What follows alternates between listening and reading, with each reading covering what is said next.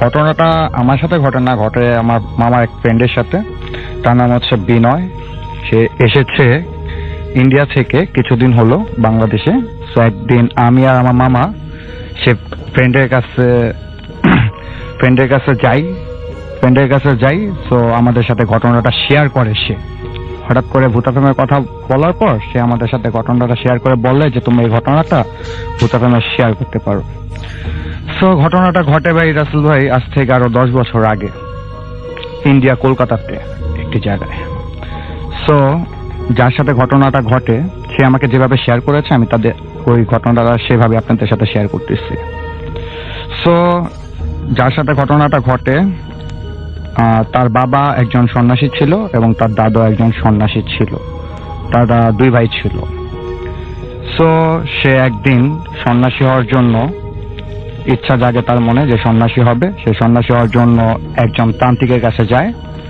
তাদের এলাকারই একটা মন্দিরে সে তান্ত্রিকটা থাকতো, কালী মন্দিরে। তো যাওয়ার পরে সেই তান্ত্রিকটাকে বলে যে বাবা আমি তো সন্ন্যাসী হতে চাই, তো আমার কি কি করা দরকার। তো তান্ত্রিক বলে তাকে যে তুমি যে সন্ন্যাসী হতে চাও এটা তো খুব কঠিন একটা কাজ। সন্ন্যাসী হতে হলে অনেক সাহস, অনেক কিছু দরকার আছে, সেটা তুমি পারবা না। সো তুমি শিখতে পারবা না, তোমার দ্বারা সম্ভব না, তুমি চলে যাও। তাকে ওইভাবে বলে তাড়িয়ে দেয় ওখানে। সন্ন্যাসী আপনি শিওর তো না? হ্যাঁ হ্যাঁ, সন্ন্যাসী আমি শিওর। আপনাকে এইভাবেই বলেছে? হ্যাঁ, আমাকে এইভাবে শেয়ার করেছে। ওকে।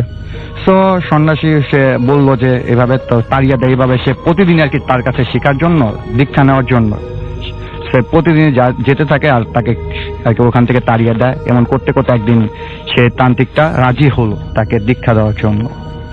সো তাকে কিছু নিয়ম কানুন বলে দিল যে এরকম এরকম কিছু একটা বলে, ওটা আমার মনে আসতেছে না। সো ওরকম বলার পরে সে রাজি হলো।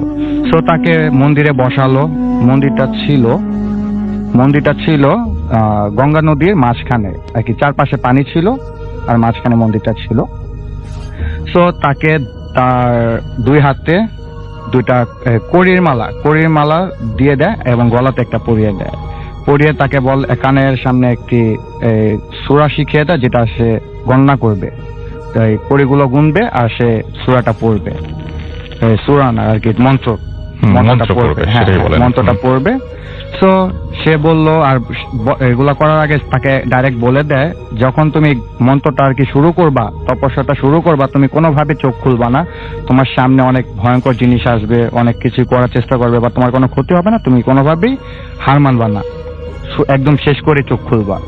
সো ঠিক আছে, সে ডান। সো সে ওই মন্ত্রটা যেটা কানে কানে বলে দিয়েছিল সে তান্ত্রিকটা, সেটা জপতে থাকে এবং ওই কড়িগুলো গুনতে থাকে। তাকে বলে 102 পর্যন্ত গুনতে।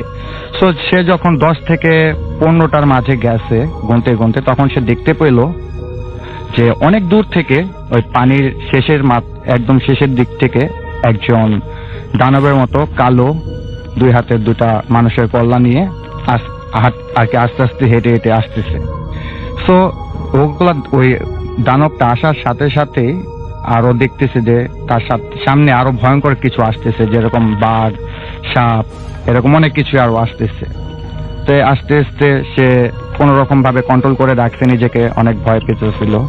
যখন সে একদম 50-এর দিকে আসে ওই মালাটা জপতে, তখন সে দেখতে পারে তার পাশে যে পানিগুলো ছিল সেগুলো 60 থেকে 70 ফিট আর কি উপরে উঠে গেছে রাসূলের। ঠিক আছে। তো সেই ভয়ে আর কি করবে, ওইখানে কি জপতে থাকবে নাকি চলে যাবে, এটা সে ভয়ে ওইখানে নাই। যখন দেখে সে পানিগুলো তার উপরে একদম পড়তে নিচ্ছে, তখনই সে আর কি ওই যেগুলো মালা টালা দিয়েছিল ওগুলো পালাই মন্দির থেকে ভেগে চলে যায়। তো যাওয়ার পর ওই ওই তান্ত্রিকের সাথে আর কোনো দেখা টাকা কিছুই করেনি।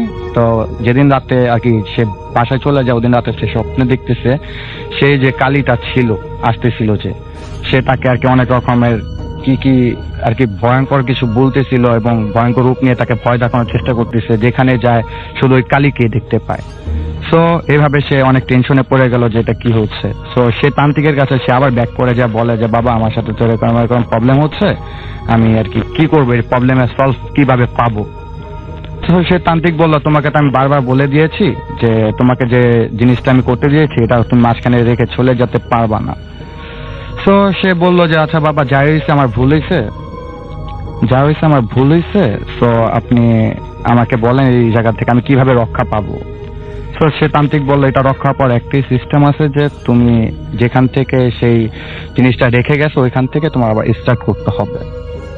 তো সে বললো আচ্ছা ঠিক আছে বাবা, আমি রাজি আছি। তো এবার বাবা তাকে ডাইরেক্ট সাবধান করে দিল, এবার যদি তুমি ছেড়ে চলে যাও সেই ধ্যান থেকে, তা তোমার লাইফে আর কি হবে এটা আমি কোনো গ্যারান্টি দিতে পারছি না, বাট তোমার অনেক বড় একটা ক্ষতি হবে। তো সে বললো যে ঠিক আছে বাবা, আমি যাই করবো, এবার আর যাবো না, যাই আসবে। তো সে আবার ওই 50 থেকে গণনা করা শুরু করলো, করতে করতে করতে করতে যখন 100 কাছাকাছি চলে আসছে, তখন দেখতেছে সেই যে কালিটা আর কি অনেক দূরে ছিল আসতেছিল কাছে, একদম কাছাকাছি এসে পড়েছে। আসার পরে তার হাতে যে দুটো কল্লা ছিল, ওই কল্লা দুটো তার সামনে রেখে চুপচাপ আবার যেভাবে এসেছিল সেভাবে চলে যায়। চলে যাওয়ার পরে সে আর কি সেই ধ্যানটা পূরণ করলো, পূরণ করে তার ওই বাবাকে বললো, ওই তান্ত্রিককে বললো যে বাবা আমি এরকম এরকম দেখলাম, আমার সামনে এসে সে কল্লা দুটো রেখে সে দানবের মতো আর কি জিনিসটা চলে গেল।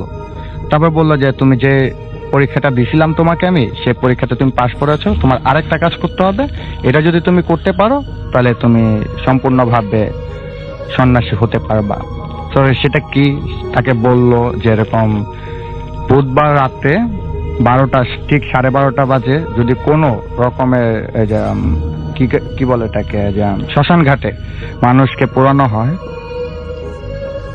পোড়ানো হয়, তখন তুমি ওইখানে যেয়ে এক জায়গায় লুকিয়ে থাকবা।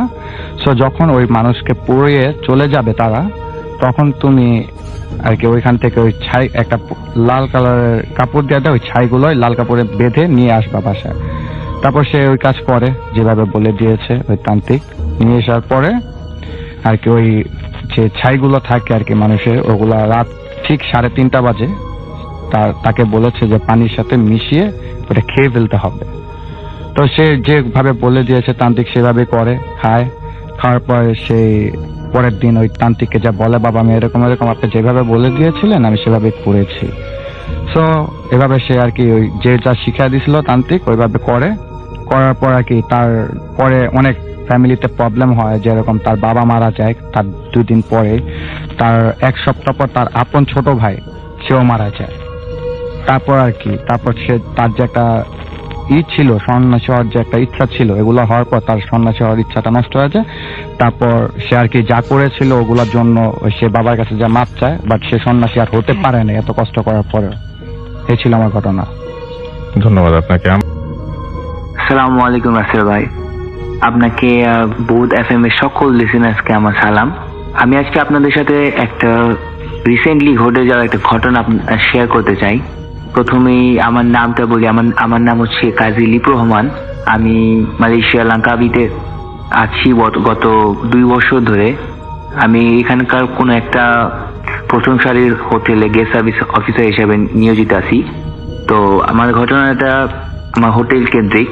তো আসলে অনেকেই দেখি যে মনে করে যে লাক্সারি হোটেল এখানে কি থাকতে পারে, বাট এত সুন্দর জাঁকজমকের আড়ালেও অনেক কিছুই ঘটে আমাদের এখানে, যেটা নাকি আমরা যারা স্টাফ আছে এখানে সবসময় এক্সপিরিয়েন্স করে থাকি। শুধু এটা না, আমি এর আগেও আরো 4টা হোটেলে কাজ করছি। তো সব জায়গার এক্সপিরিয়েন্সই আমার মোটামুটি আছে, কারণ এখানে অনেক দেশের অনেক রকম গেস্ট আসে, অনেকে আসে ফিরে যায়, আবার অনেক আসে এরকমও যারা নাকি কখনোই ফিরে না, যাদের বডিটাই নাকি শুধুমাত্র দেশে বা নিজের ঘরে চলে যায়, কিন্তু আমরা যতটুকু জানি যে তারা তাদের আত্মাটা এখানেই থেকে যায়। তো রিসেন্টলি একটা ঘটনা আমার সাথে যেটা ঘটছে, সেটা আমাদের বিশ্বের কোন একটা সেলিব্রিটিকে নিয়ে, যে নাকি এখানে মারা গেছে প্রায় 1.5 মাস যাবৎ হয়েছে সে মারা গেছে এখানে। তো উনি আমাদের সাথে আমাদের হোটেলে ছিল প্রায় 1 মাসের মতো। তো আমরা মূলত যেহেতু গেস্ট সার্ভিস অফিসার, সেহেতু আমাদের সবসময় গেস্ট স্যাটিসফ্যাকশনের একটা খবরাখবর রাখতে হয়, গেস্টের সাথে কমিউনিকেট করতে হয়। তো এমন একদিন আমি তার সাথে কথা বলছি, তো কথায় আমি যখন জিজ্ঞেস করলাম তাকে যে উনি কেমন আছে, কিভাবে তার দিন কাটতেছে, বা আমাদের এখানে ভালো লাগতেছে কিনা, কোনো কিছু তার জন্য আমরা করতে পারি কিনা, সে আমাকে একটা রিপ্লাই করলো যে I wish I could die here because it's a lovely place and it's awesome. I have a nice relaxing day here. তো আমি কথাটা তেমন একটা গুরুত্বের সাথে না নিয়েও, এটা নর্মালি সব রকমের গেস্টেরা এরকম বলে যে তারা খুবই ভালো আছে, কিন্তু এরকম কমেন্ট প্রথমবার পাইছিলাম। তো যা হোক, যেদিন নাকি তার চেক আউট হয়ে যাওয়ার কথা আমাদের হোটেল থেকে, আমি হোটেলে বাইরে ছিলাম, আমার বন্ধ ছিল, তো এক সপ্তাহের বন্ধ আমি বাইরে ছিলাম। তো উনি যখন নাকি চেক আউট করবে তার আধা ঘন্টা আগে উনি আমাদের বিচে যায়। বিচের থেকে তাকে পরবর্তীতে পাওয়া যায় মৃত, যখন নাকি বিচের আশেপাশে আরো অনেক লোক যখন নাকি দেখে তারা, তখন আমরা তাকে মৃত পাই। তারপর আমাদের ডাক্তার আসা তাকে মৃত ঘোষণা করে। তো যাই হোক, আমি তখন এখানে ছিলাম না। তো এক সপ্তাহ পরে যখন আমি ব্যাক করি, তো তখন আমি একটা কাজে আমার ওই ভিলাটাতেই, যে উনি যেখানে মারা গেছে ওই ভিলাটাতেই আমার কাজের জন্য আমাকে রাত্রের 2টা কি 2:30 পর্যন্ত এখানে থাকতে হয়। তো ওইখানে তেমন কিছু হয় নাই। তো বাসায় গেলাম, বাসায় যায় যখন নাকি ফ্রেশ হয়ে ঘুমালাম, তো রাত্রেবেলা স্বপ্ন দেখলাম যে কিছু একটা আমার সাথে আর কি ফাইট করার চেষ্টা করতেছে। লাইক সামথিং লাইক, কি বলবো, যদি বলি যে হিউম্যান সেটা তো ভুল, যদি বলি যে এটা একটা অ্যানিমেল সেটাও তো ভুল। এটা ছিল একটা মানুষ আর পশু মিশ্রিত কোন একটা কিছু, যেটা নাকি আমি স্পষ্ট মনে করতে পারতেছি। তো ওনার সাথে আমার অনেকক্ষণ ওই জিনিসটার সাথে আমার অনেকক্ষণ ফাইট হয়। পরবর্তীতে যখন ঘুম ভাঙে, তখন আমি আমার মুখের মধ্যে এতগুলো চুল, যেটা নাকি আমার মুখ থেকে বের হয়। তো রাসেল ভাই, আমার চুল তেমন বড় না, প্লাস আমি আমার রুমে একাই থাকি। তো আর ওই চুলটা ছিল কোনো মেয়ের, যেটা নাকি যে চুলটার সাইজ হবে প্রায় মিনিমাম 3-3.5 ফিট। তো যাই হোক, এটা ডে 1 ছিল। তো পরবর্তীতে তারপরের দিন যখন নাকি আমি এই ব্যাপারটা স্বাভাবিকভাবে নিছি, বাট আমি আমার চেহারাটা খেয়াল করি নাই। পরবর্তী যখন নাকি ডিউটিতে আসলাম, তখন আমি দেখলাম যে আমার কলিগস আমাকে বলতেছে যে তোমার চেহারার মধ্যে খামসি কিসের। তো আমার চেহারার মধ্যে একটা খামসির দাগ ছিল, যেটা নাকি প্রায় অনেক বড়, প্রায় 3 থেকে 4 সেন্টিমিটারের মতো হবে, 4 থেকে 5 সেন্টিমিটারের মতো হবে। এরকম 2টা 4-এর আঁচো আমার চেহারায়। তো তারপরও ব্যাপারটা আমার কাছে স্বাভাবিক মনে হয়েছে। তো আমি কাউকে কিছু বলি নাই। প্লাস খামসির দাগের জন্য সবাই আমাকে জিজ্ঞেস করতেছে যে কি কারণে এরকম হলো, যে চেহারার মধ্যে এরকম একটা খামসির দাগ। তো আমি সবাই বলছি হয়তো বা রাতে ঘুমাইছি, কোনো না কোনো কিছুর সাথে হোঁচট খায়, বা আমার চারির আঁচড়ে হয়তো বা ছিলে গেছে। তারপরে সেদিন রাত্রেবেলায় আমার সাথে ওই ডক্টরের সাথে দেখা হয়, যে ডাক্তার নাকি ওই মহিলাকে যে ক্যারি করছে, তাকে এখান থেকে হসপিটাল পর্যন্ত তাকে নিয়ে যাওয়া হয়েছে।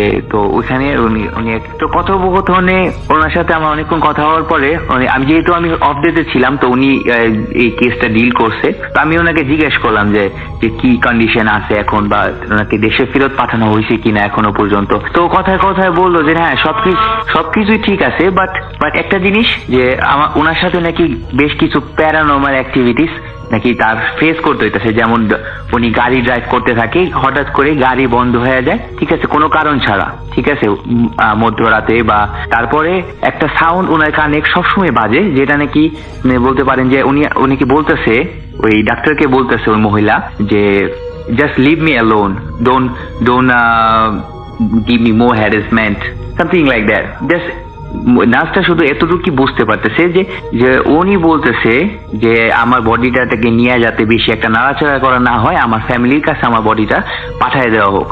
এটা হচ্ছে গিয়ে দ্বিতীয় এক্সপিরিয়েন্স। তো আমি আমার ঘটনার সাথে ব্যাপারটা মিলাই দেখার চেষ্টা করলাম, তো কিছুই হয় নাই।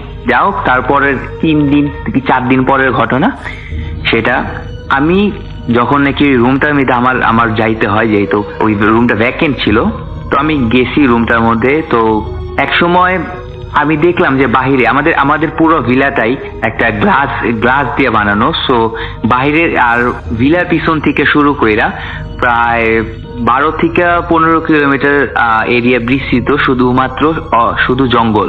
এরপরে বর্তিতে আবার সমুদ্র। তো এর মাঝখানে আর কিছু নাই, জঙ্গল ছাড়া। ভিলার পিছন থেকে জঙ্গল শুরু। তো আমি দেখলাম যে কেউ একজন, ঠিক আছে, তো উনি লাইট নিয়ে কিছু একটা খোঁজার চেষ্টা করতেছে। তো আমার কাছে ব্যাপারটা এত রাত্রেবেলা, প্রায় তখন বাজে ভাই 12:30 কি 1টা বাজে তখন। তো তখন আমি এত রাত্রেবেলা কে টর্চ লাইট নিয়ে এখানে ঘুরতেছে, সিকিউরিটি তো আসার কথা না এখানে। তো পরবর্তীতে আমি রুম থেকে বের হইতেই নাই, আমি আবার ব্যাক করছি আমার রুমে, আই মিন দ্য ভিলাতে। তখন দেখলাম যে ওই লোকটা আবারও, ঠিক আছে, একটা মহিলা আকৃতি, ঠিক আছে, আমি একটু বুঝতে পারতেছি সে মহিলা বা কি খুঁজতেছে আমি জানি না। তো ওইখানে গেছি, ওইখানে যাওয়ার পরে আবার বের হয়েছি আমি। তো আমি তার সাথে সাথে সিকিউরিটিকে কল দিছি, সিকিউরিটি কল দেওয়ার পরে তারা এখানে আসার পরে কেউ কিছুই নাই। তো ওই দিন ওইখান থেকে আমরা চলে যাই সবাই। তো তারপরের দিন দুপুরবেলা, তো আমার কাছে একটু ব্যতিক্রম লাগে। তো আমি সিকিউরিটিকে বলি যে তুমি একটু এখানে যাও, যা দেখো এখানে কি আছে, আর ওই লোকটা কি বা খুঁজতেছিল, যদি হয়তোবা পায়ের কোনো ছাপ টাপ থাকতে পারে। তো জঙ্গলের মধ্যে এরকম ভাবে স্বাভাবিকভাবে মানুষ আসা তো এটা কোনো স্বাভাবিক ব্যাপার না। তো তারা এখানে যায়, যাওয়ার পরে সেখান থেকে পাওয়া যায় ওই যে মহিলা ছিল, ওই মহিলার একটা লকেট, যেটার মধ্যে নাকি তার ছেলের আর তার মেয়ের ছবি ছিল। এটাই অস্বাভাবিক ব্যাপার যে ওই লকেটটা ওইখান থেকে ওইখানে জঙ্গলে কিভাবে গেল, বা উনি কি মৃত্যুর আগে কি উনি কি ওইখানে ছুঁড়ে ফেলছিল নাকি, সেটা আমরা এখনো জানি না। তো আমরা এটা পুলিশের কাছে হস্তান্তর করি সবকিছু, এভরিথিং। তো এখনো পর্যন্ত তো মাঝে মধ্যেই এরকম কিছু আমরা দেখি যে কিছু একটা জঙ্গলের মধ্যে হাঁটাহাঁটি করতেছে, বা ভিলার ভিতরেও হাঁটাহাঁটি করে, ঠিক আছে। যখন নাকি ভিলাটা ভ্যাকেন্ট থাকে, নর্মালি আমরা বাইরে থেকে শুনতে পাই যে কেউ সুইমিং পুলে গোসল করতেছে, বা যখন নাকি আমরা ভিতরে আসি তো এখানে কিছুই নাই। তো আমরা পাই যে পানি নড়াচড়া করতেছে, বাট এখানে কি আছে বা কিছুই নাই। তো আমাদের ডোরগুলো সবকিছু ম্যাগনেটিক লক। তো সিম্পলি কোনো কেউ ভিলায় ঢোকার মতো কারো কোনো ক্যাপাসিটি নাই, কোনো ওয়ে নাই। তো ভাইয়া এটাই শুরু না আমার জীবনে, এটাই আমার প্রথম এক্সপিরিয়েন্স না, হয়তো বা এটাই শেষ না। আমার জীবনে অনেক ঘটনা এরকম ঘটছে যেগুলো নাকি আমি সবার সাথে শেয়ার করবো ইনশাআল্লাহ। যখন নাকি আমি দেশে ফিরবো অবশ্যই চেষ্টা করবো ভূত এফএম এর সাথে, ভূত এফএম টিমের সাথে সরাসরি ভাবে যদি সবাইকে আমার ঘটনাগুলো শেয়ার করতে পারি তখন আরো ভালো লাগবে। থ্যাংক ইউ রাসেল ভাই, এটা ছিল আমার আজকের মতো ঘটনা। তো আমি যেহেতু আরো 4টা হোটেলে কাজ করছি এর আগে, সব জায়গারই মোটামুটি ভয়াবহ ঘটনা আমার জানা আছে, আমার এক্সপিরিয়েন্স করা আছে। তো ইনশাল্লাহ দেখা হবে। আজকের মতো আল্লাহ হাফেজ। নামটা প্লিজ একটু বলবেন এবং আপনি কোথা থেকে এসেছেন, তারপর আপনার ঘটনা শুনবো আমরা। আসসালামু আলাইকুম, আমি ইশতিয়াক রহমান নিউজ কার্টন থেকে এসেছি। জি, আমি ঘটনায় চলে যাই সরাসরি। এই ঘটনাটি ঘটেছিল ব্যাক ইন 2011। এটা আমার নানুর বাড়িতে ঘটেছে, নোয়াখালীর মিরওয়ারিশপুরে। এইটা ছিল আপনার ঈদের সময় কাহিনী। ঈদের সময় আমরা কাজিনরা আমরা সবাই নোয়াখালীতে ঈদ করতে যেতাম। তো ঈদের সময়, ওইটা ছিল উইন্টার সিজন। তো ব্যাডমিন্টন খেলতাম আমরা রাতের বেলা। আচ্ছা, ব্যাডমিন্টন খেলতাম আমরা, বাড়ির সামনে একটা মাঠ ছিল, ওই মাঠে আমরা ব্যাডমিন্টন খেলতাম। আপনার রাতের 12টার পরেই ইউজুয়ালি খেলতাম। তো খেলা প্রায় 3টা 3:30 পর্যন্ত আমরা খেলতাম। এটা রেগুলার করতেন আপনারা? রেগুলার, আমরা যতদিন বাড়িতে থাকতাম। তো এরপরে এরকমই একদিন আমরা খেলে ওইখানে খেলছিলাম। খেলা শেষে আমরা আরেকটা কথা বলি, ওইখানের পাশে, মাঠের পাশে একটা বিল্ডিং আছে, 1তলা বিল্ডিং, সেখানে 3টা রুম পাশাপাশি। মাঝখানের রুমে আপনার ওই বাড়ির যে মসজিদে যে ইমাম থাকতো ওখানে। আচ্ছা। আর ওই রুমের বাহিরে, ইমামের ওই রুমের বাহিরে একটা স্টোর রুম ছিল, ছোট একটা রুম। আচ্ছা। রুমের কোনো দরজা নেই, শুধু একটা জানালা আছে, কোনো দরজা নেই, দরজা খোলা, এবং ওই রুমটা খুবই ছোট। তো আমরা খেলার আগে ওই রুমটাতে আপনার আমাদের মানি ব্যাগ অথবা জ্যাকেট ট্যাকেট যা ছিল সব ওখানে রাখতাম খেলার আগে। আচ্ছা। খেলা শেষে যে যার মানি ব্যাগ জ্যাকেট নিয়ে চলে যেত।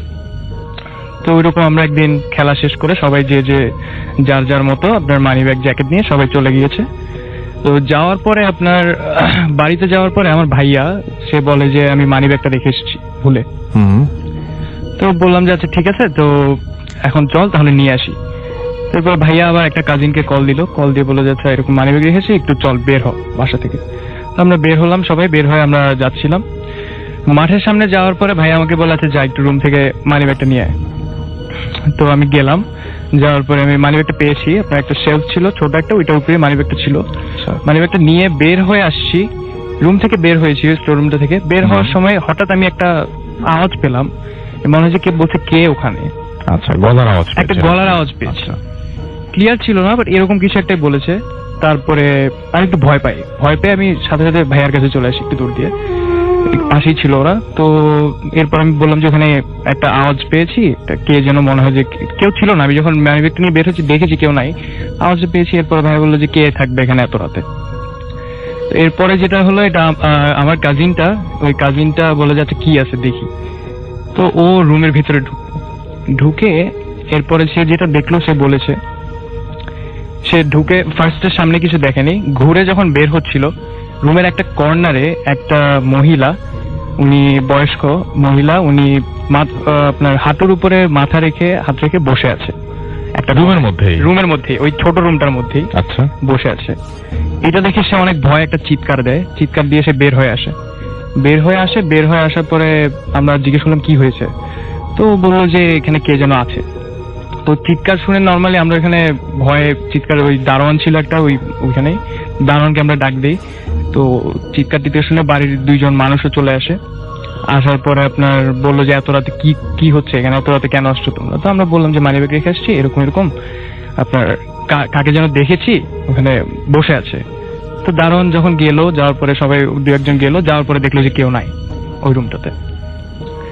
তো ঠিক ওই মোমেন্টে সবাই বললো যে আচ্ছা যে যেখানে আছো সবাই চলে যাও, বাড়িতে চলে যাও, এত রাত আর এখানে থাকার দরকার নেই। আপনারা নিজেরা সিদ্ধান্ত নিলেন? আমরা সবাই চলে যাব। এমন সময় আমি যাওয়ার সময় আমার কেন যেন মনে হলো, আমি খুব ভয় ছিলাম, তারপরে কেন যেন মনে হলো পিছে কি একটা যেন আছে বা কিছু একটা ফিল করতে পারছিলাম। আমি পিছে তাকানোর পরে দেখি কি ওই যে জানালাটা ছিল, দরজা ছিল না, জানালাটা ছিল, গ্রিলটা ধরে একটা মহিলাই মনে হচ্ছে, পুরোপুরি বোঝা যাচ্ছে না বাট শেপটা বোঝা যাচ্ছে, একটা মহিলা মনে হচ্ছে যে ওইখানে দাঁড়িয়ে আছে। এটা দেখে আমি আবার ভয় পাই, আমি আবার চিল্লানো শুরু করি এবং আমরা সাথে সাথে দৌড় দিয়ে বাড়িতে চলে যাই।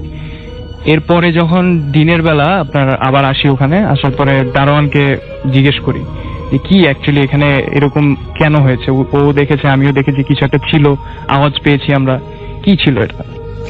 তো দারোয়ান যেটা বললো যে এই যে বিল্ডিংটা এটা ছিল আপনার পাকিস্তানিদের যুদ্ধের সময় পাকিস্তানিদের ক্যাম্প ছিল এটা। আচ্ছা।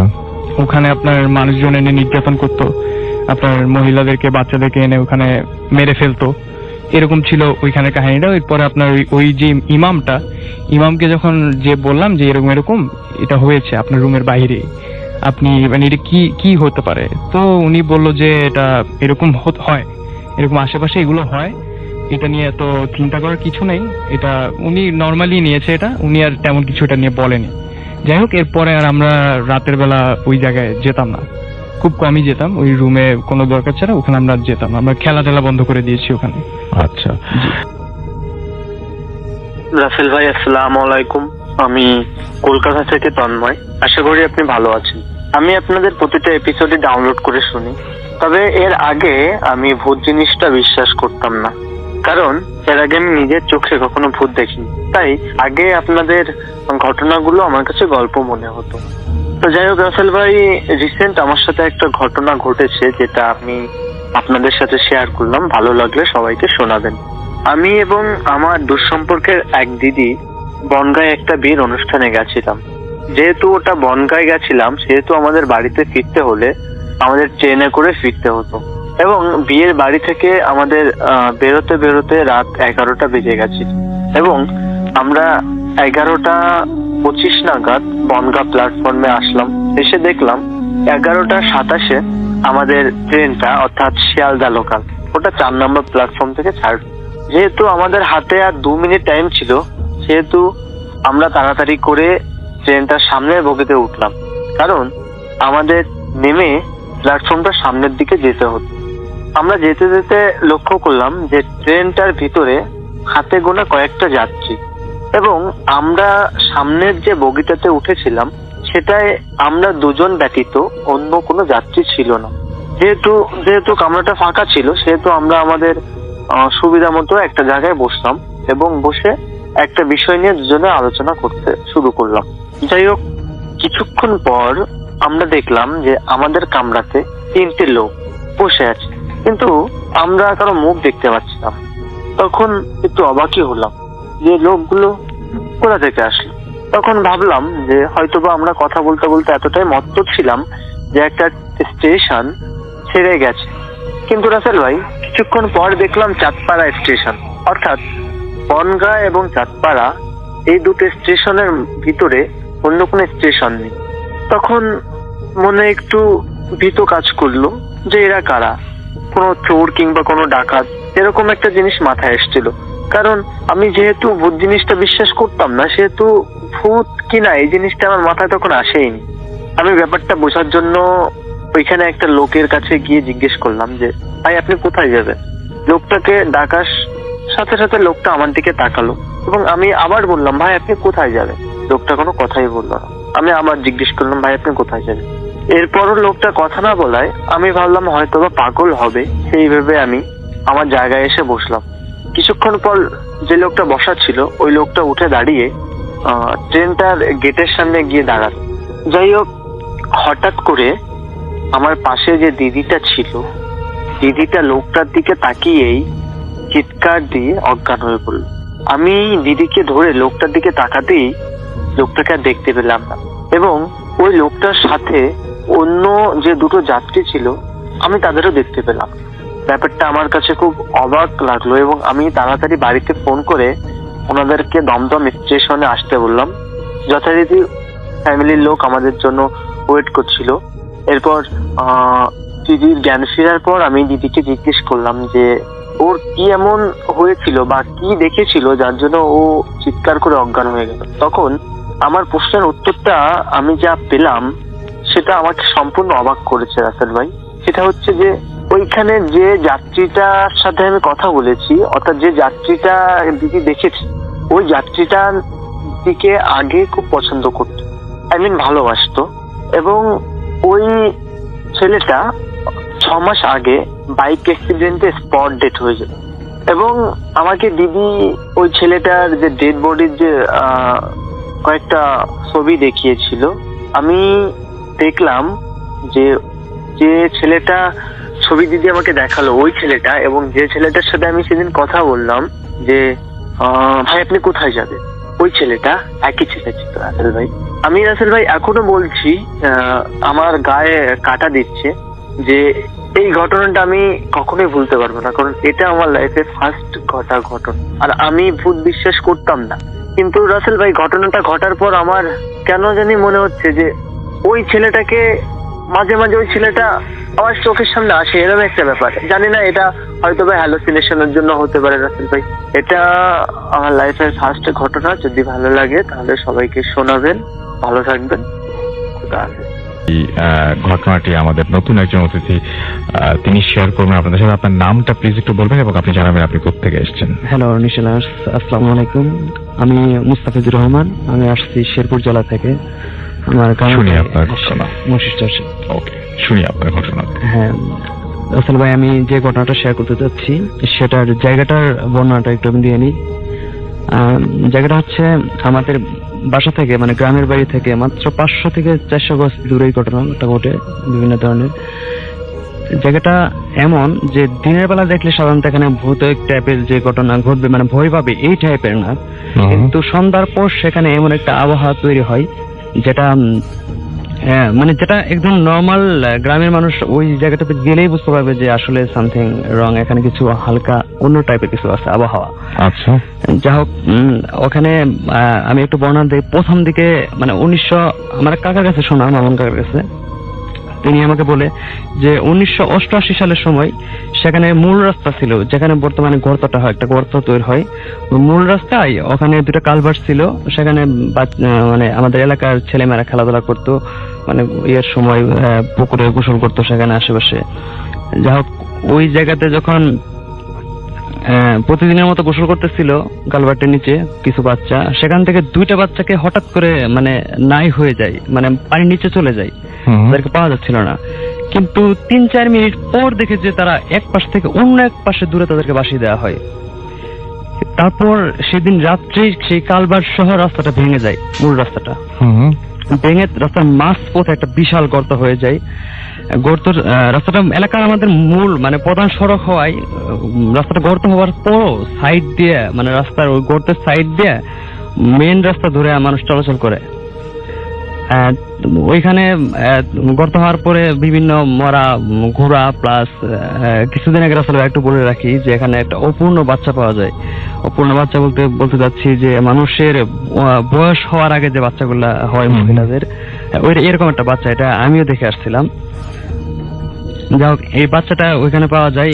এয়ারপোর্ট থেকে প্রায় সন্ধ্যায় সেখানে মানুষ বিভিন্ন মুরগির বাচ্চা, এমনকি এই 7-8 আপনি আমাকে যে ঘটনাটা শুনেছিলেন সেই ঘটনাটা প্লিজ চলে আসি, সেই ঘটনায় বলেন।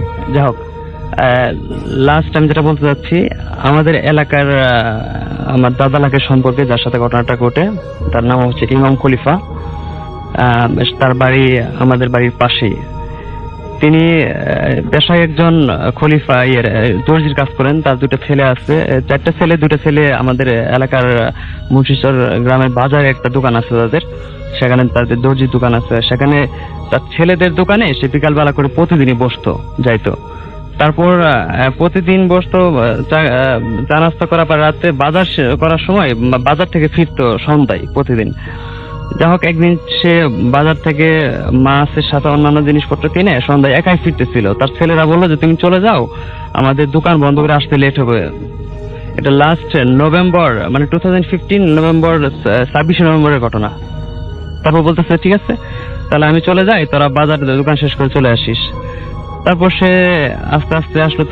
তার কাছে লাইট থাকতে বলতে ডিয়াসলাইটের যে লাইটটা থাকে, যেটা হালকা আলো, সেই আলো মানে মোটামুটি রাস্তাটা ঝাপসা বোঝা যাচ্ছে, এরকম আলোতে সে আসতেছে। মোটামুটি বয়স কিন্তু তার বলে রাখি যে 60+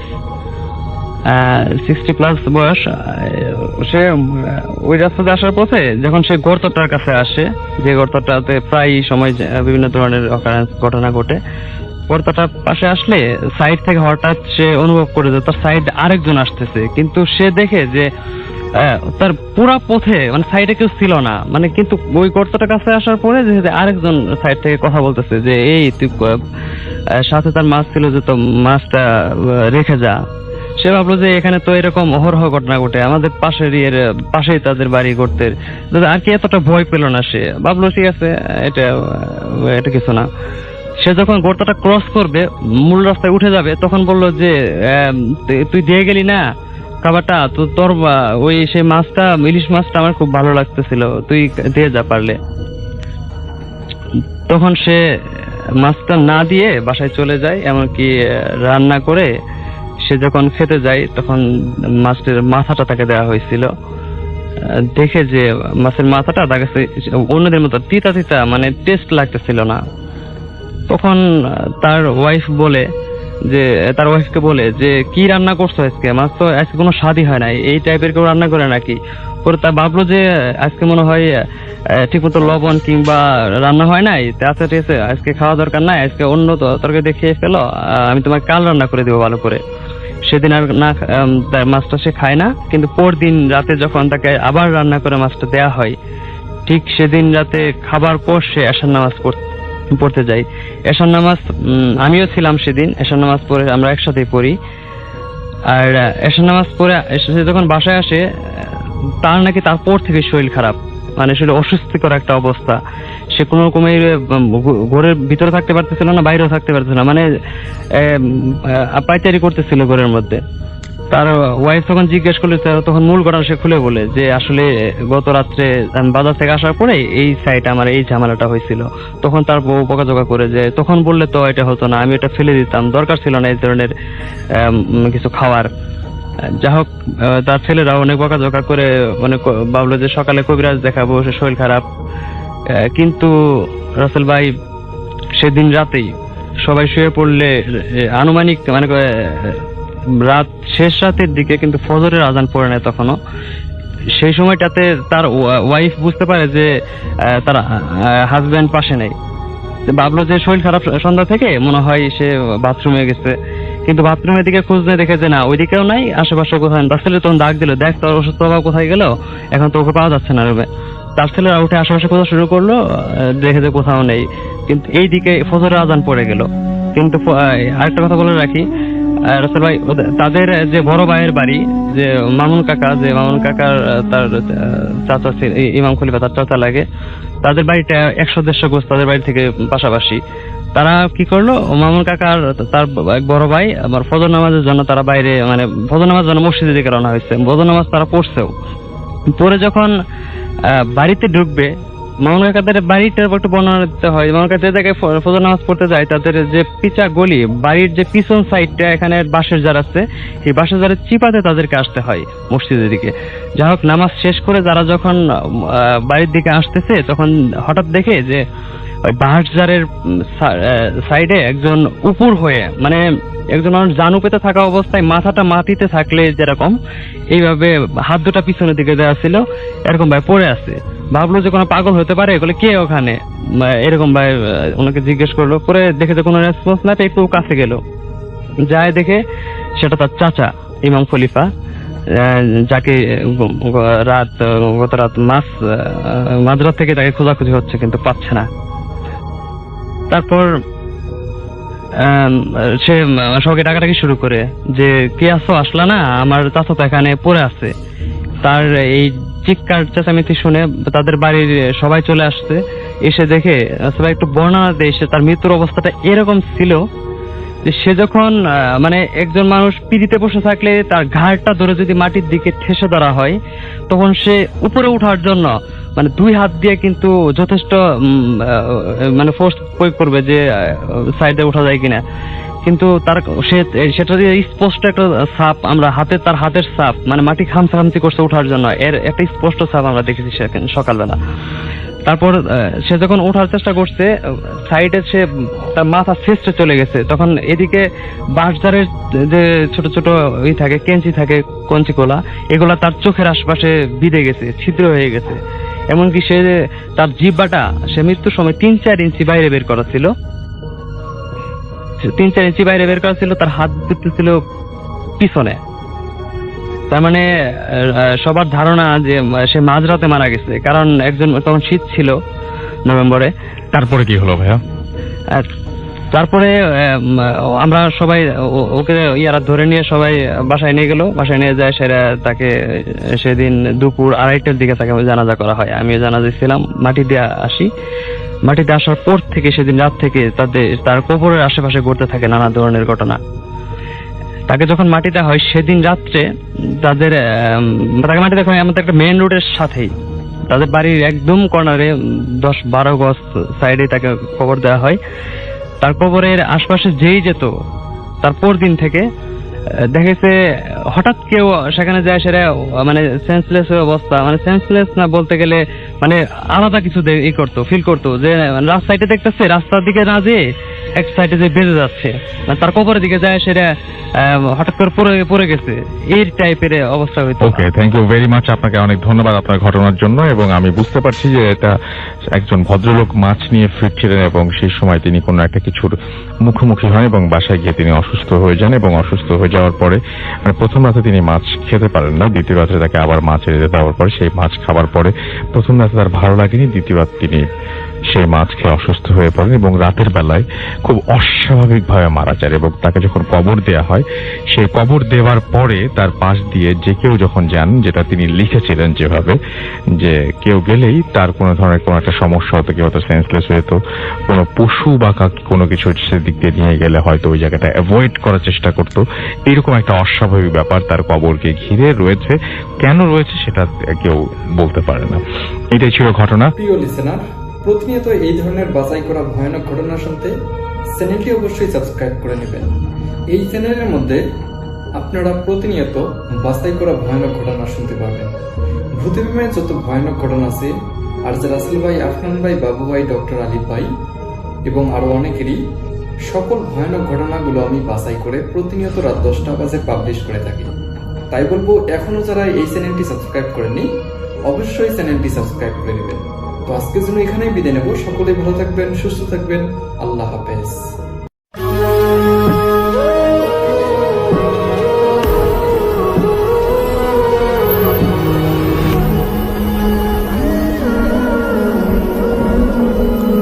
আসসালামু আলাইকুম প্রিয় লিসেনার্স, আশা করছি আপনারা সবাই ভালো আছেন এবং ভালো তলে আছেন। দর্শক, আপনারা হয়তো সকলেই জানেন যে আমরা কিন্তু প্রতিনিয়ত আমাদের এই ইউটিউব চ্যানেলটিতে ফিরে আসি আপনাদের জন্য আপনাদেরকে ভূতের গল্প শোনার জন্য। আজকেও কিন্তু এর ব্যতিক্রম কিছুই হবে না। আমরা আজকের এই এপিসোডটিতে কয়েকটি ইমেল পড়ব, যে ইমেলগুলো আপনারা আপনাদেরকে পাঠিয়েছিলেন। আশা করছি আমাদের আজকের এপিসোডটি অনেক ভালো লাগবে আপনাদের কাছে। তাই রিকোয়েস্ট থাকবে, যারা যারা ভিডিওটি প্লে করেছেন সম্পূর্ণ ভিডিওটি দেখার চেষ্টা করবেন। তো আমরা চলে যাচ্ছি আমাদের প্রথম ঘটনায়। ঘটনাটি আমাদের কাছে লিখছেন রাজশাহী থেকে ফরিদুল ইসলাম। তিনি যেভাবে লিখছেন আমি ঠিক সেভাবেই পড়ছি। আমার নাম রশিদুল ইসলাম, আমি ক্লাস 10-এ পড়ি। তো আমি আমার একটি গল্প এখন শেয়ার করছি। যদি গল্পটি ভালো লাগে অবশ্যই কিন্তু আপনাদের মতামতগুলো জানাবেন। তো আমি যখন ছোটোবেলায় যখন হালকা কিছু বুঝি তখন আর কি আমি এই গল্পটি আমার বড় ভাইয়ের কাছে শুনেছিলাম। আমার বড় ভাই ঢাকায় থাকতো, আর আমাদের গ্রাম হচ্ছে একদম গ্রাম। তো ওই যখন ঢাকা থেকে বাড়ি আসতো তো সবসময় ওই আর কি কী করতো, একটু মানে সন্ধ্যার আগে বাড়ি আসার চেষ্টা করতো। কারণ সন্ধ্যার পর আমাদের এলাকা অনেক বেশি ভয়ঙ্কর হয়ে ওঠে।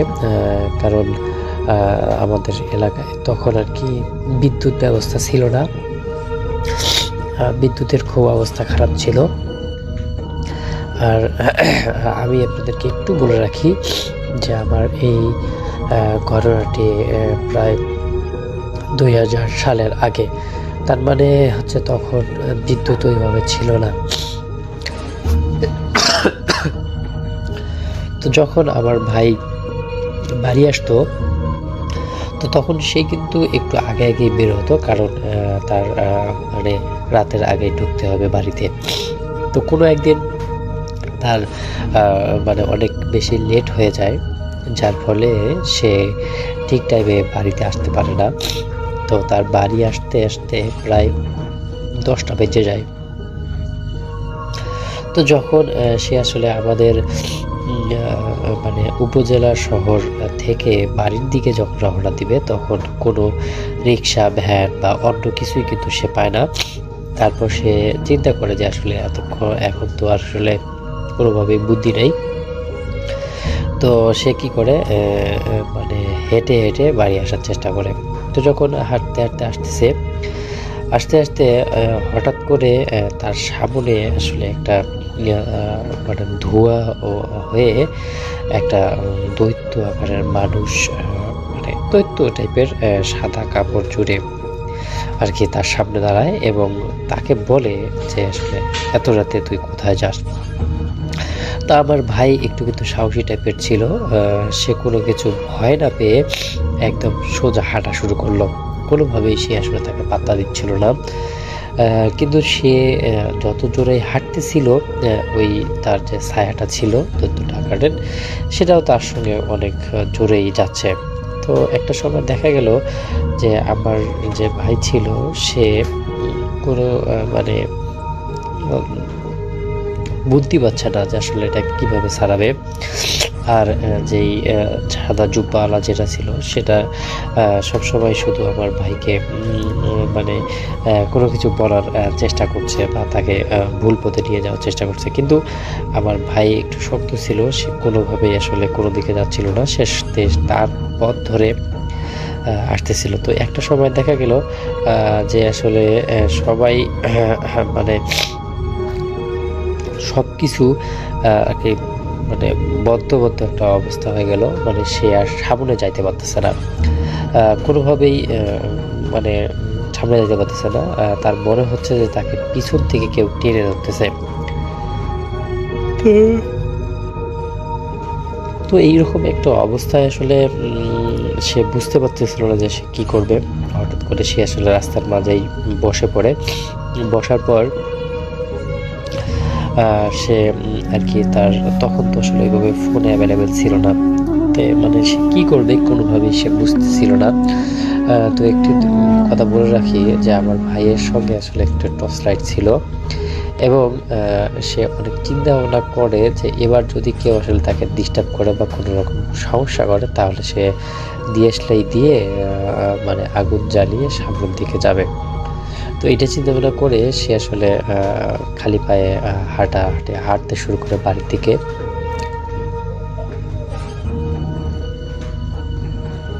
তার কিছুক্ষণ পর আবারও সেই যে মানে সাদা জুব্বাওয়ালা লম্বা যেটা ছায়া ছিল সেটা আবার তার সামনে চলে আসে এবং সে কোনো কিছু ভয় না পেয়ে তার পকেট থেকে ডিএসএলআরটা বের করে মানে যখনই আগুন জ্বালাতে যাবে ঠিক তখনই পিছন থেকে কেউ আসলে তাকে ধরে ফেলে এবং এই অবস্থাতে আসলে সে বুঝতে পারে যে কোনো কিছু একটা হচ্ছে এবং সে লাইটটা পিছন দিকে দেওয়ার চেষ্টা করে, কিন্তু তার আগে যখন সে আসলে মাথা ঘুরে দেখে তখন দেখতে পারে যে আমার একজন চাচা তাকে আসলে নেওয়ার জন্য রাস্তা দিয়ে যাচ্ছে।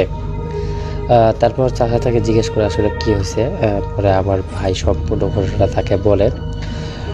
তারপর চাচা আসলে বুঝতে পারে যে আসলে এটা মানে তার সঙ্গেও অনেকবার হয়েছিল, কারণ সে এই গ্রামের ছেলে।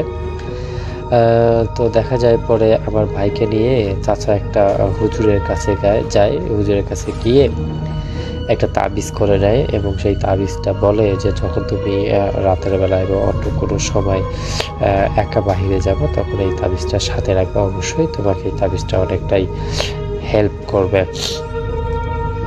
তবু আমার ভাই আর কি তারপর থেকে এতদিন পর্যন্ত যতবার এই রাতে বা দিনে বা যে কোনো সময় এসেছে কোনো রকম সমস্যা হয়নি। তো দর্শক, আসলে আমাদের গল্পটি ছিল এতটুকুই। আশা করছি আমাদের গল্পটা আপনাদের কাছে ভালো লেগেছে। যদি গল্পটা ভালো লাগে থাকে তাহলে অবশ্যই আমাদের ভিডিওটিতে লাইক কমেন্ট এবং শেয়ার করে দিবেন। ভালো থাকবেন, সুস্থ থাকবেন, আল্লাহ হাফেজ।